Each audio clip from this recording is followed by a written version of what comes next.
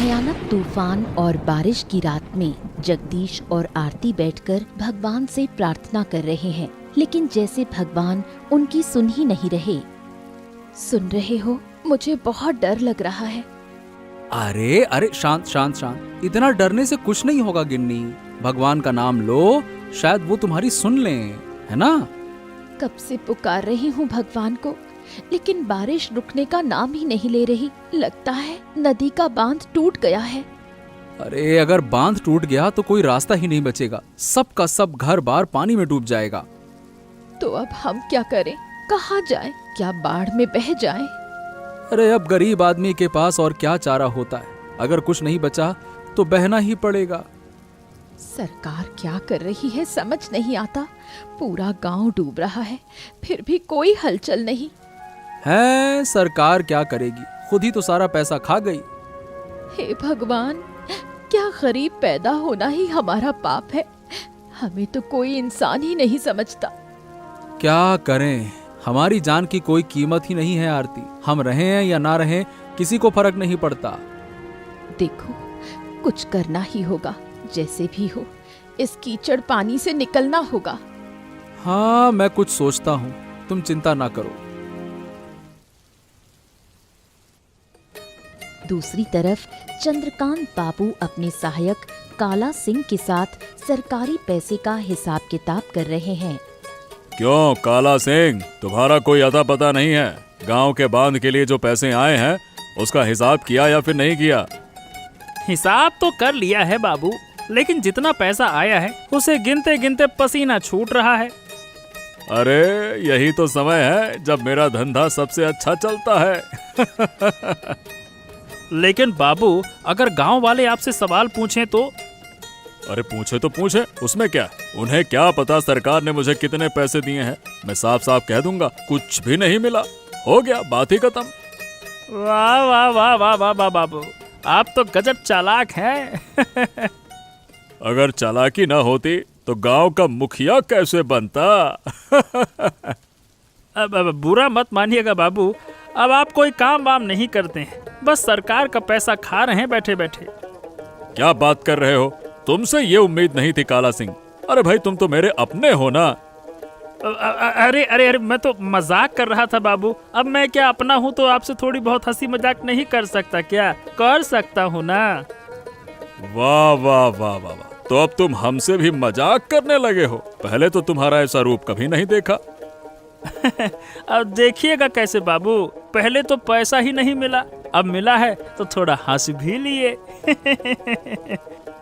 अच्छा अच्छा अच्छा, ठीक है, पैसा मिला है तो सब खुश है। चलो चलो जाओ अब। काला सिंह चंद्रकांत बाबू से विदा लेकर अपने घर चला जाता है। गांव की बुरी हालत देखकर आनंद और देवांशी परेशान हो जाते हैं। समझ नहीं आता क्या करें। अरे गिन्नी, अब मैं क्या करूं? गांव की हालत ऐसी है कि थोड़ी सी हवा चले तो गिर जाएगा। क्या करें? बाढ़ के पानी से घर की दीवारें ढीली हो गई हैं। सोच सोच कर सिर दुख रहा है। अगर घर गिर गया तो जाएंगे कहाँ? तुम चंद्रकांत बाबू से जाकर बात क्यों नहीं करते? सरकार तो कुछ कर नहीं रही। चंद्रकांत बाबू से बात करके क्या होगा? सब किस्मत की बात है गिन्नी। हाँ, यही तो समझ आ गया है। अच्छी किस्मत वालों के लिए सब कुछ है, हमारे पास कुछ नहीं। गिन्नी, अब दुखी मत हो, कोई ना कोई रास्ता जरूर निकलेगा। तो फिर कल सुबह जाओ और जगदीश दादा से बात करो। हाँ, तुमने सही कहा, मैं जरूर जाऊंगा। जगदीश दादा कुछ न कुछ हल जरूर निकालेंगे। पता नहीं, शायद उनकी हालत भी हमारे जैसी ही है। पूरा गांव जैसे तैसे जी रहा है। ऐसे बैठे तो नहीं रह सकते, कुछ न कुछ तो करना ही होगा। मन में डर और सुबह का इंतजार लिए पानी और कीचड़ पार करके आनंद जगदीश के घर आता है। जगदीश उसे देखकर थोड़ी उम्मीद पाता है। अरे आनंद, आओ आओ आओ आओ आओ, और क्या खबर है? क्या बताऊं दादा, बताने लायक कुछ ना है। हाँ समझ तो रहा हूँ, अब पर ये बताओ हालात कैसे हैं, बताओ। हालात तो बहुत खराब हैं दादा। घर की दीवारें ढीली हो गई हैं, जरा सी भी हवा चली तो सब गिर जाएगा। क्या बात कर रहे हो? हाँ, लगता है तेरी हालत मुझसे भी बुरी है। तो अब बताओ क्या करें दादा? अब ये तो मैं क्या बताऊं, मुझे भी कुछ समझ नहीं आ रहा कि करें तो करें क्या। पर कुछ तो करना होगा ना दादा, ऐसे तो नहीं चल सकता। यही तो मैं भी सोच रहा हूँ। 2 दिन की बारिश में सब डूब गया, ऊपर से बांध भी टूट गया। क्या कोई तरीका है बांध को रोकने का? तरीका है, लेकिन पहले रहने का इंतजाम करना होगा। तो फिर वो करते हैं, बताओ क्या कर सकते हैं? मेरे पास एक आइडिया है, पर पता नहीं तुम्हें पसंद आएगा या नहीं। आइडिया हो तो बताओ तो सही, क्या आइडिया है बताओ। हम पेड़ पर एक छोटा सा घर बना लेते हैं, क्या कहते हो? ठीक है, अब जब तुम कह रहे हो तो मैं मानता हूँ। बताओ कब शुरू करें? शुरू क्या करना है, चलो तैयारियां शुरू करते हैं अब।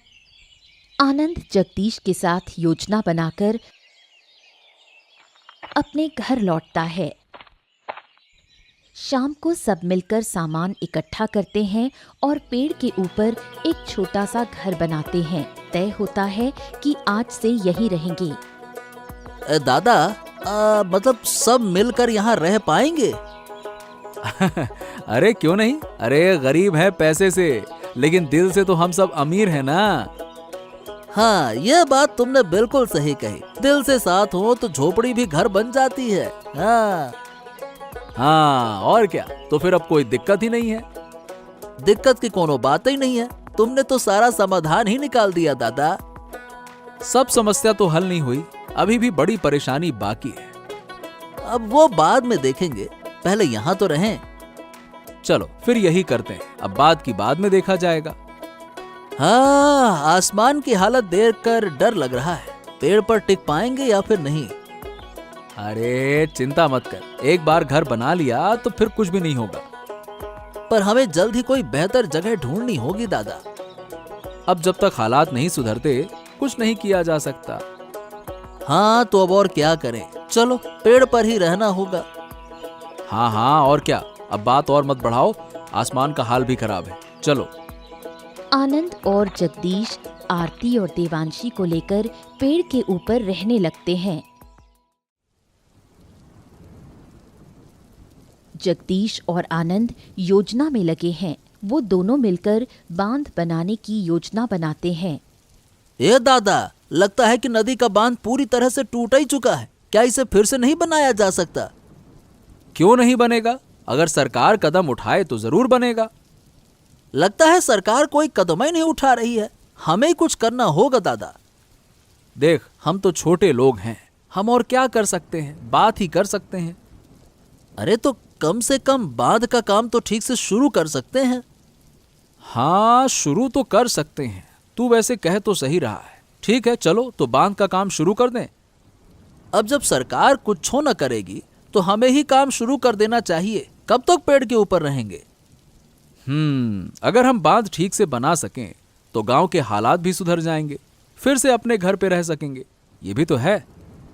हाँ, और क्या, तो फिर देर क्यों, चलो तुम और हम मिलकर बांध का काम शुरू करते हैं।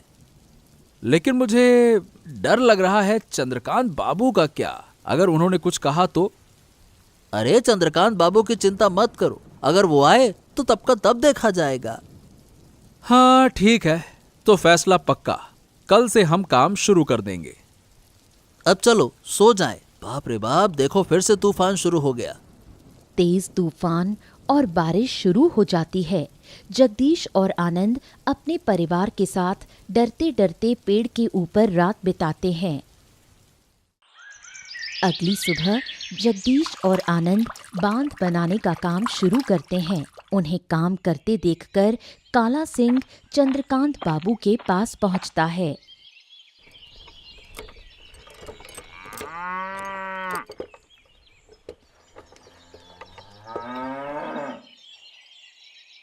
क्या हुआ काला सिंह, इतनी सुबह सुबह कहां से आ रहे हो? चेहरा तो ठीक नहीं लग रहा है, क्या बात है? अरे ठीक कैसे होगा बाबू, आप तो कुछ भी नहीं जानते हैं। अब मैं क्या जानूं क्या हो गया? गांव में बांध बनाने का काम चल रहा है, क्या आपको पता नहीं है? क्या? ये तो मुझे नहीं पता। मैंने तो कोई आदेश नहीं दिया ऐसा बांध बनाने का। कौन कर रहा है ये सब? अरे कौन करेगा, वही आनंद और जगदीश दोनों मिलकर काम शुरू कर दिए हैं। क्या बात कर रहे हो? इतनी हिम्मत, मुझसे पूछे बिना ही काम शुरू कर दिया। और नहीं तो क्या, और क्या करते, आपके भरोसे बैठे बैठे उन्होंने खुद ही काम शुरू कर दिया। अरे हो, तुम समझ नहीं रहे हो। अगर मैं बांध का काम पूरा कर दूं तो सरकार मुझे एक पैसा नहीं देगी। यही तो मैं भी जानता हूँ बाबू, इसीलिए तो आपको खबर देने आया हूँ। अब आप देखिए क्या करना है। हाँ, क्यों नहीं। चलो चलो चलो चलो, मुझे वहां ले चलो। आज उन्हें सबक सिखाना ही होगा। चलो चलिए बाबू, मेरे साथ ही चलिए। अगर वो कोई उल्टा पुल्टा करे तो काला सिंह उसे छोड़ेगा नहीं। चलिए बाबू। काला सिंह चंद्रकांत बाबू को लेकर नदी किनारे की ओर निकलता है। जगदीश और आनंद नदी के किनारे बांध बना रहे हैं। काला सिंह और चंद्रकांत बाबू वहां पहुंचते हैं। क्या हो रहा है जगदीश? तुम लोग अचानक बांध क्यों बांधने लगे? और क्या करते बाबू, आपने तो कोई कदम उठाया नहीं, इसीलिए हमने खुद ही काम शुरू कर दिया। नहीं, ये कोई अच्छी बात नहीं है। मैं अभी जिंदा हूँ, मरा थोड़ी हूँ। आप जिंदा रहकर भी कर क्या रहे हैं? पूरा गांव डूब गया लेकिन आपने बांध नहीं बनवाया। अरे मैंने सरकार को खबर कर दी है, पैसा मिलेगा तभी तो काम शुरू होगा ना। बाबू, अब सरकार के पैसे की जरूरत नहीं है, हमारे पास मेहनत है, हम खुद ही बांध बनाएंगे। अरे लेकिन तुमने यह फैसला मुझसे पूछ कर लिया है क्या? क्यों पूछते? ये गांव जितना आपका है उतना ही हमारा भी है। गांव के भले के लिए हम कुछ भी कर सकते हैं। ज्यादा बातें मत बनाओ, ये काम अभी का अभी बंद करो। ए बाबू, हमको समझ में नहीं आ रहा, आप हमको रोक काहे रहे हैं? हम तो भले के लिए काम कर रहे हैं ना। मुझसे फालतू की बातें मत करो, मुझे कुछ नहीं सुनना। ये काम अभी का अभी बंद होगा, समझे? काला सिंह, नजर रखो इन पर। ठीक है बाबू, आप बेफिक्र रहिए, नजर में हैं ये दोनों, सुन रहे हो? चंद्रकांत बाबू अपने घर लौट जाते हैं। काला सिंह वहां पहरा देने के लिए रुक जाता है।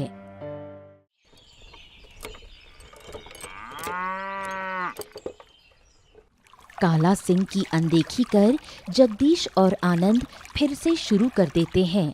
काला सिंह दौड़कर चंद्रकांत बाबू के पास शिकायत करने जाता है।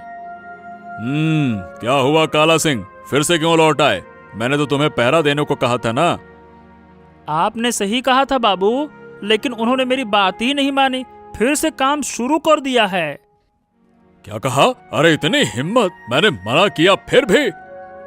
वही तो, अब तो उनकी हिम्मत और बढ़ गई है बाबू। आप कुछ नहीं करेंगे तो आपकी इज्जत मिट्टी में मिल जाएगी। ओहो, चिंता मत करो काला सिंह, मैं अभी कुछ करता हूँ। चलो वहाँ चलते हैं। अब की बार कुछ उल्टा बोले ना, मैं सर फोड़ दूंगा। हाँ। अरे अरे अरे, गुस्से से कुछ नहीं होगा काला सिंह, उन्हें चालाकी से संभालना होगा। आपके जैसा सब्र मुझ में नहीं है। जिन्होंने आपको अनसुना कर दिया उन्हें मैं कैसे छोड़ दूं? मेरा तो सीधा हिसाब है, नारियल फोड़ो माल निकालो। क्या कुछ भी फालतू के उदाहरण दे रहा है? नारियल फोड़ो? सुन, कुछ मामलों में छोड़ देना ही समझदारी है। चलो फिर से जाकर वहां समझते हैं। समझाने से अब कुछ न होगा बाबू, अब तो मुझे करने दीजिए आप बस। काला सिंह फिर से चंद्रकांत बाबू को लेकर नदी की ओर निकल पड़ता है।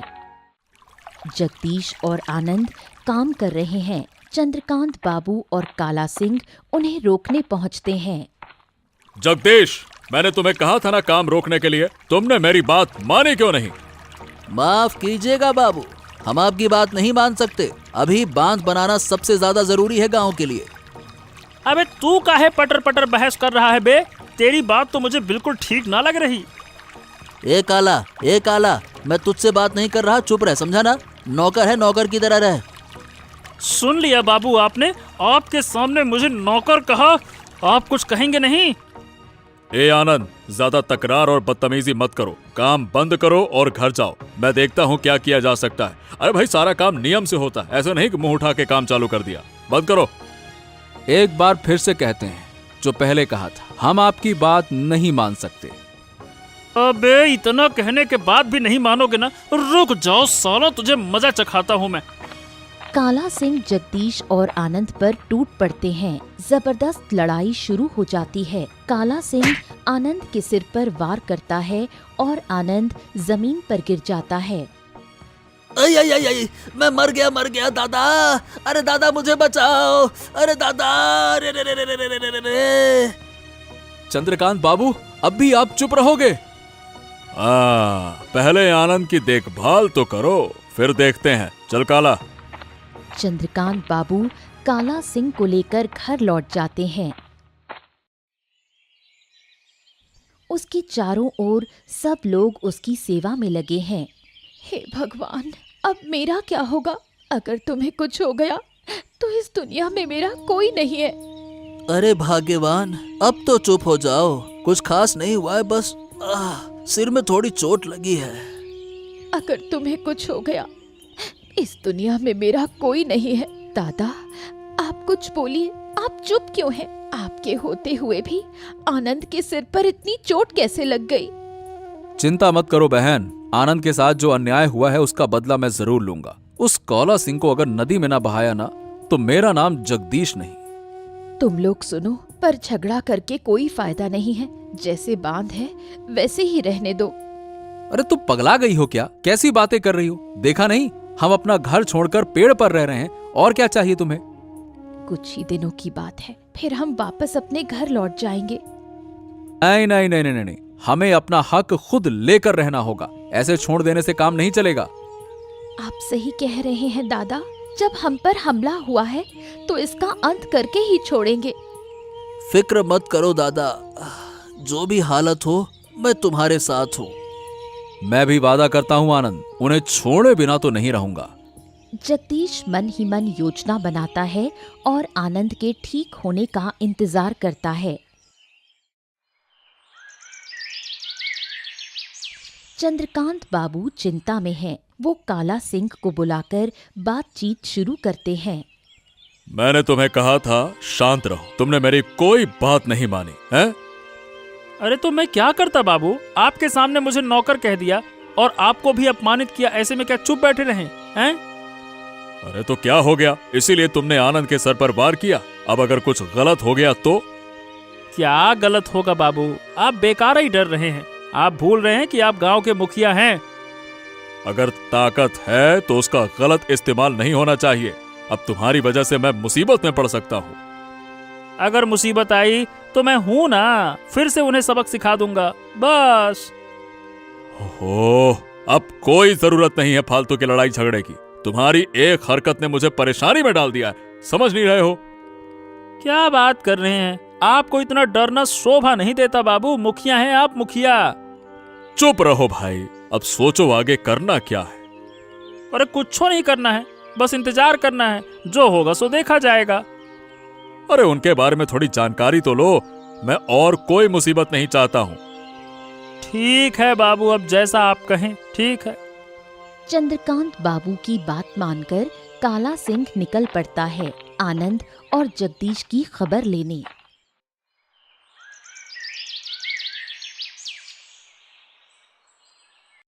अब आनंद थोड़ा ठीक है। दोनों परिवार मिलकर योजना बनाते हैं कि कैसे चंद्रकांत बाबू को सबक सिखाया जाए। हाँ, मेरे दिमाग में एक तरकीब आई है। अगर हम इसे सही से करें तो अच्छा होगा। तो फिर देर किस बात की है दादा? बताओ ना, क्या तरकीब है? जल्दबाजी नहीं करना है, धीरे धीरे आगे बढ़ना होगा। अरे तुम तो बस बताओ हमें करना क्या है। चंद्रकांत बाबू अभी डर में है। अगर हम चालाकी से कुछ करें तो उन्हें फंसाया जा सकता है। यानी आप कह रहे हैं कि उनके डर का फायदा उठाना होगा, है ना? बिल्कुल सही पकड़ा। उनके डर को ही हम हथियार बनाएंगे। क्या इससे काम बनेगा? अगर उन्हें शक हो गया तो? अरे तुम हमेशा उल्टा ही काहे सोचती हो? अगर उन्हें शक हुआ तो दूसरा तरीका अपनाएंगे। हाँ हाँ दादा, बिल्कुल सही कहा। कल से ही योजना पर काम शुरू करेंगे। अरे इतनी जल्दी क्यों है? सब बताता हूँ। मुझे तो डर लग रहा है, अगर कुछ हो गया तो? डरने से कुछ नहीं होगा। हमें पता है कि कुछ ना कुछ तो होगा ही अब। उस रात सब मिलकर चंद्रकांत बाबू के खिलाफ योजना बनाते हैं। सुबह योजना के अनुसार जगदीश चंद्रकांत बाबू के घर जाकर माफी मांगता है। बाबू, मैं माफी मांगने आया हूँ। समझ नहीं पा रहा हूँ कि मैं अब मतलब किस मुंह से माफी मांगूं। क्यों जगदीश, हो क्या गया? मतलब माफी क्यों मांग रहे हो? मैंने जो आपको अपमानित किया, गलत किया, कृपया मुझे माफ कर दीजिए। अरे अब ठीक है, ये कोई बहुत बड़ी बात नहीं है। तुम्हें अपनी गलती समझ में आ गई, यही काफी है। ठीक है, ठीक है। हाँ बाबू, मैं दूसरों के बहकावे में आ गया था। क्या आपने मुझे माफ कर दिया? हाँ हाँ हाँ, बिल्कुल बिल्कुल, माफ कर दिया। तो बाबू एक बार चलिए ना, मैंने घर बनाने के लिए एक नई जगह देखी है। अच्छा, कहाँ? आप चलिए ना, खुद ही देख लीजिए। हमने तो डर कर सोच लिया था कि गांव कभी पहले जैसा नहीं होगा। अरे मैंने तो पहले ही कहा था जगदीश, सब ठीक हो जाएगा, तुम फालतू परेशान होते हो। अब बार बार कह के शर्मिंदा मत करिए ना बाबू। बस आप चलिए और मेरी जगह देखिए और बताइए कैसी है। चलिए चलिए। हाँ हाँ, ठीक है ठीक है, लेकिन अभी नहीं, शाम को चलेंगे। ठीक है बाबू, मैं आपका इंतजार करूंगा। चंद्रकांत बाबू सोच में पड़ जाते हैं। जगदीश खुशी से घर लौट जाता है। चंद्रकांत बाबू आंगन में बैठे सोच रहे हैं, तभी काला सिंह आता है। क्या हुआ बाबू? आपको देखकर बहुत चिंता हो रही है। आनंद को लेकर कुछ हुआ क्या? अरे नहीं नहीं नहीं, आनंद को लेकर कुछ नहीं हुआ, उल्टा जगदीश मेरे पास माफी मांगने आया था। हैं, जगदीश बा माफी मांगने आया था? ये तो ससुरा कुछ गड़बड़ लग रही है। मामला माफी का नहीं है। वो कह रहा है कि उसने घर के लिए नई जगह देखी है और मुझे साथ चलने को कहा है। अच्छा, तो आप क्या सोच रहे हैं, जाएंगे? जब वो माफी मांग कर खुद बुला रहा है तो फिर इस हिसाब से जाना तो चाहिए। हाँ, ये कोई चाल भी तो हो सकती है। कोई चाल के लिए सिर नहीं झुकाता। अब आप कुछ ज्यादा ही समझदार हैं बाबू। मैं क्या कहूँ, लेकिन मेरा मन नहीं मान रहा। अब मिलना जरूरी है, नहीं तो आनंद की बात को लेकर दिक्कत होगी। मैं फिर से कह रहा हूँ, एक बार सोच लीजिए। अरे बहुत सोच लिया, मैंने तय किया है कि शाम को हम दोनों चलेंगे। अरे मुझे भी चलना होगा? और नहीं तो क्या, बैठाकर वेतन दूं क्या तुम्हें? जो कहूंगा वो करना होगा ना। ठीक है, चलेंगे। चंद्रकांत बाबू और काला सिंह शाम को निकलने की तैयारी करते हैं। चंद्रकांत बाबू और काला सिंह नदी किनारे पहुंचते हैं। वहां सब पहले से इंतजार कर रहे थे। जगदीश मुस्कुराते हुए आगे आता है। आइए आइए आइए जगदीश बाबू, हम आप ही का इंतजार कर रहे थे। आपको देखकर बहुत अच्छा लगा। आइए आइए आइए। हाँ, तुम तो हर बार मुझे खुश कर देते हो। अगर ऐसे ही साथ रहे तो तुम्हारा बहुत फायदा होगा। समझ गया बाबू, समझ गया। अब आइए, यहीं खड़े हो जाइए। हाँ, ये। चंद्रकांत बाबू बिना कुछ बोले खुश होकर नदी किनारे जाकर खड़ा हो जाता है। जगदीश और आनंद के साथ गांव के और भी लोग नदी के किनारे इकट्ठा हुए। वो भी बांध बनाने के काम में मदद कर रहे हैं। फिर क्या जगदीश दादा, अब तो लगता है कि हमारा गांव फिर से पहले जैसा हो जाएगा। पहले जैसा नहीं, पहले से भी बेहतर होगा, क्योंकि अब गांव में चंद्रकांत बाबू नहीं हैं। हाँ, अब सरकार गांव के विकास के लिए जितने भी पैसे दे, सबका सही इस्तेमाल होगा। एकदम सही कहा तूने। अब हम सबको मिलकर साथ में काम करना होगा। हाँ, इस गांव को और भी सुंदर बनाना होगा।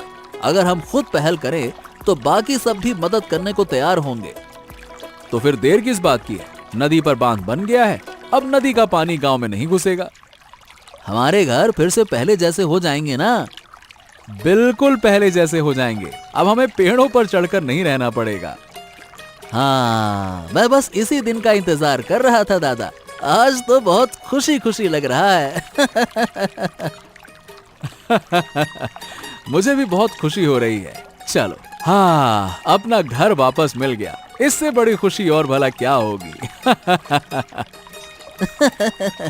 चलो अब घर चलते हैं और फिर अपने अपने घरों को ठीक करते हैं।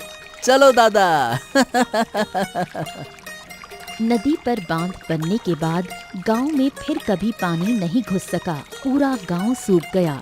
लोग अपने अपने घर वापस लौटे।